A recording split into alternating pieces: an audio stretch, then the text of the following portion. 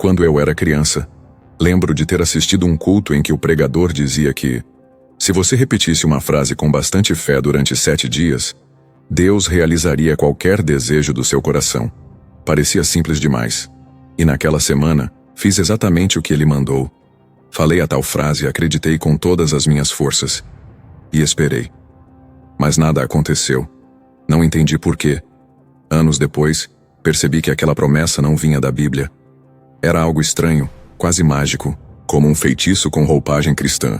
E o mais assustador é que aquilo não foi um caso isolado.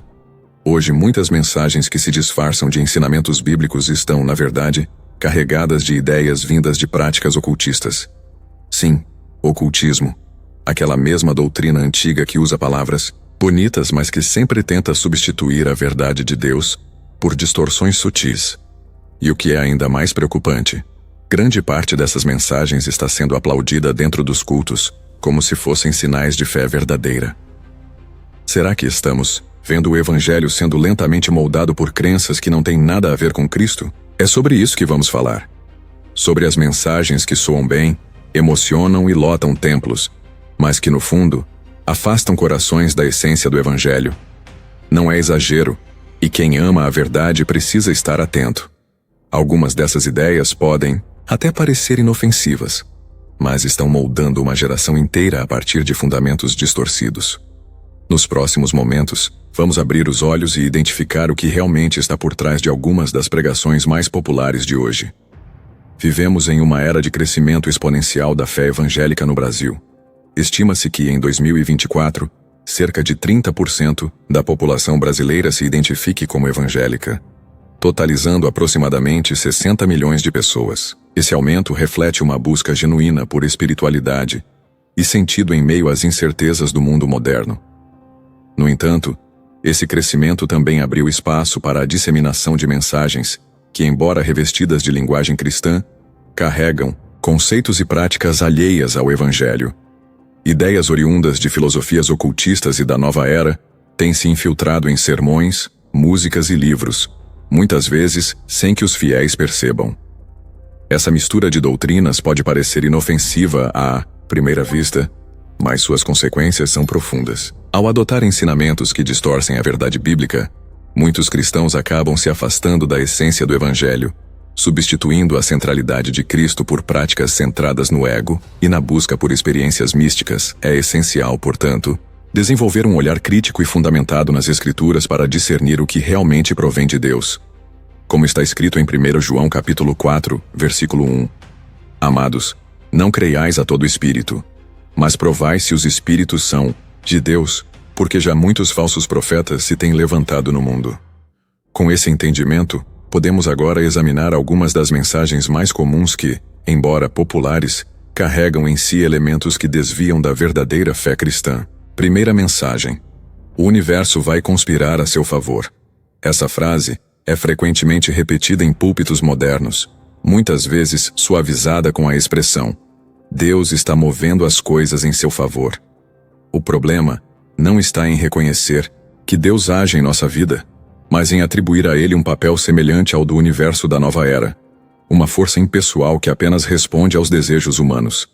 A origem dessa ideia está enraizada no conceito ocultista da lei da atração, que prega que pensamentos positivos e visualizações mentais podem moldar a realidade, atraindo aquilo que desejamos. Essa doutrina parte do pressuposto de que o universo é uma entidade energética que responde às vibrações humanas, um princípio absolutamente estranho às Escrituras. Quando um cristão passa a pensar que sua fé é um meio de manipular resultados, seja emocional, financeiro ou espiritual, está substituindo a soberania de Deus pela centralidade do próprio desejo. E com isso, perde-se o temor, a obediência e o propósito. A Bíblia é clara em Provérbios capítulo 19, versículo 21. Muitos são os planos no coração do homem, mas o que prevalece é o propósito do Senhor. Ou seja, Deus não se curva ao nosso querer, nós é que precisamos nos alinhar com sua vontade. Segunda mensagem: você é um pequeno Deus. Talvez mais sutil, essa mensagem se esconde em frases como: você tem o poder de criar sua realidade. Você carrega uma centelha divina dentro de si. Ou você nasceu para governar com autoridade absoluta sobre todas as áreas da vida? A origem está no gnosticismo antigo e em doutrinas místicas orientais que pregam que o homem, por natureza, é divino e que precisa apenas despertar esse poder interior. Em muitas pregações atuais isso é disfarçado de identidade em Cristo, mas na prática, esvazia a necessidade de arrependimento e dependência do Espírito Santo. As consequências disso são devastadoras. Cristãos deixam de buscar a santidade para buscar poder pessoal. A Bíblia vira um manual de autoajuda espiritual e não mais a revelação da verdade de Deus. Em Isaías capítulo 42, versículo 8, o Senhor declara: Eu sou o Senhor. Este é o meu nome. Não darei a outro a minha glória. A verdadeira fé não nos coloca no trono. Ela nos ensina a nos ajoelhar diante do Rei. Terceira mensagem. Se está te fazendo bem, é porque é de Deus. Em tempos onde emoções são vistas como bússolas da verdade, essa mensagem se tornou incrivelmente popular. Pastores dizem: se você sentiu paz, siga em frente. Ou, se isso te faz feliz, é porque vem de Deus. Essa lógica, embora confortável, é extremamente perigosa. Ela é um eco direto do ocultismo emocionalista, que coloca os sentimentos acima da razão e da verdade revelada. Dentro do ocultismo, a verdade é relativa e moldada pelas experiências pessoais. Mas em Jeremias, capítulo 17, versículo 9, está escrito: Enganoso é o coração mais do que todas as coisas e desesperadamente corrupto. Quem o conhecerá? Sentir paz não é prova de que Deus está aprovando algo. Jonas sentiu paz ao fugir da vontade de Deus. Sansão sentiu-se seguro nos braços de Dalila. A paz verdadeira só existe onde há obediência, mesmo que ela custe renúncia. Quarta mensagem. Não julgue. Só Deus pode julgar. De tanto ser repetida fora de contexto, essa frase se tornou um escudo para justificar o pecado e silenciar qualquer tipo de correção. Em muitos cultos, a exortação é vista como arrogância e a repreensão como falta de amor. Essa é uma distorção espiritual com raízes no relativismo moderno e no ocultismo moral, que nega a existência de absolutos morais. Para essas linhas de pensamento, tudo depende da interpretação pessoal.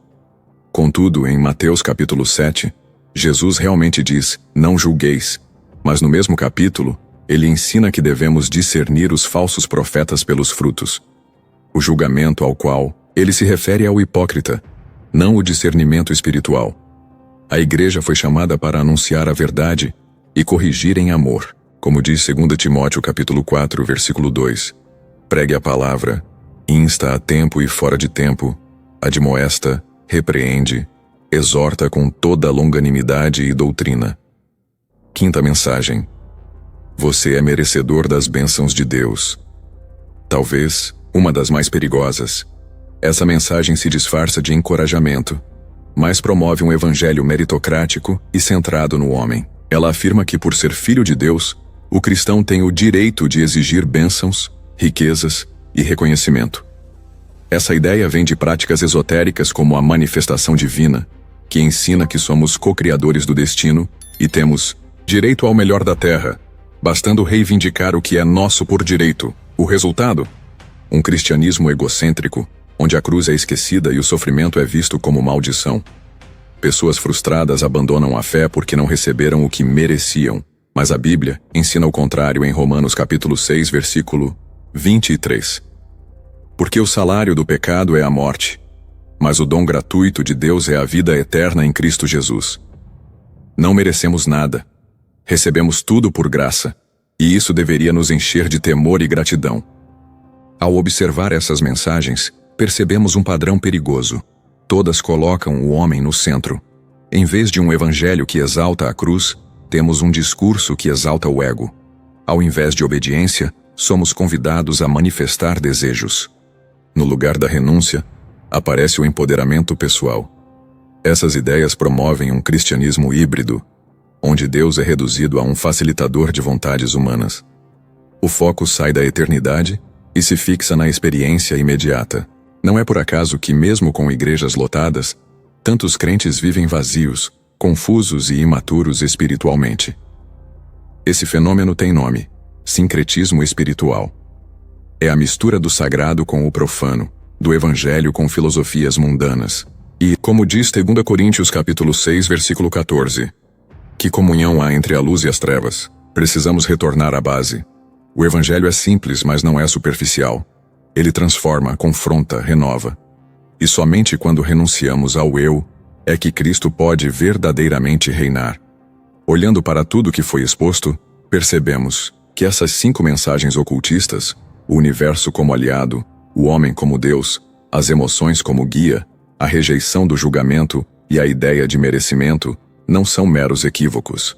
Elas são estratégias sofisticadas para desviar o foco do evangelho e esvaziar a cruz do seu poder. E o mais trágico é que muitas delas não são pregadas por falsos profetas disfarçados, são proclamadas por vozes bem-intencionadas, mas que, sem perceber, estão ecoando mentiras antigas com novas roupagens. A pergunta que fica é: o que temos aceitado como verdade?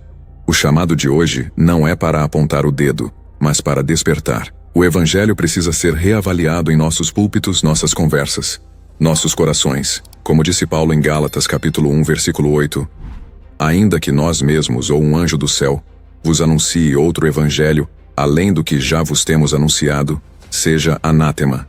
Diante de tantas distorções, a nossa maior proteção continua sendo a intimidade com Deus e a fidelidade à sua palavra.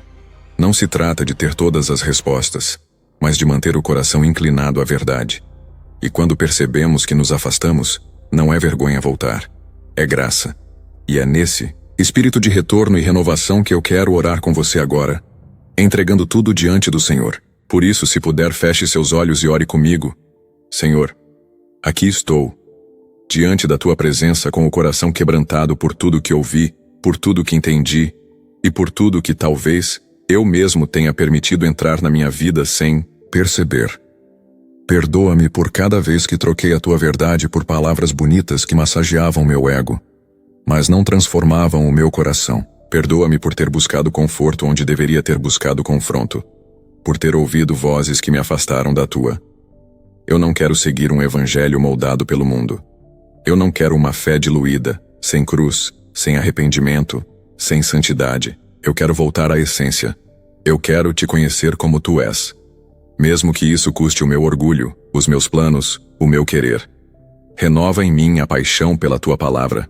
Dá-me discernimento para reconhecer o engano e coragem para permanecer firme, mesmo quando a verdade for impopular. Que o teu espírito me guie, não meus sentimentos.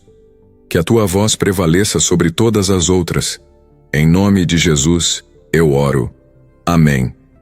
Glória a Deus. Se você concorda com esta oração, declare seu amém nos comentários.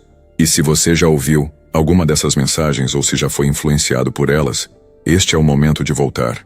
Reencontrar a simplicidade de Cristo.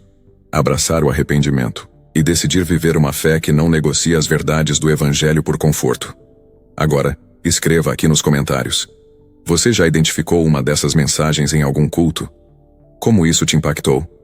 A sua experiência pode abrir os olhos de outras pessoas que ainda não perceberam o que está acontecendo. Que esse vídeo seja mais que uma reflexão, que seja um despertar. Contudo, por mais poderosas que sejam estas verdades que vimos até agora, nós podemos nos esquecer disso tudo em alguns dias e voltar a ser infiéis. Por isso, é crucial mantermos uma rotina devocional eficiente, com leitura da palavra e oração, e isto não precisa ser complexo, chato ou demorado. Com apenas 15 minutos você pode alimentar sua mente, seu coração e seu espírito da verdade de Deus todos os dias. Para isso, estarei deixando na descrição ou no primeiro comentário fixado o guia devocional rápido, mas poderoso que eu mesmo faço. Então, seja você alguém que se converteu recentemente ou alguém que está voltando para Cristo, agora é hora de se equipar de verdade. Clique e dê uma olhada. E se você quiser mais mensagens edificantes como essa, inscreva-se no canal. Muito obrigado por ficar comigo até aqui e que Deus te abençoe poderosamente.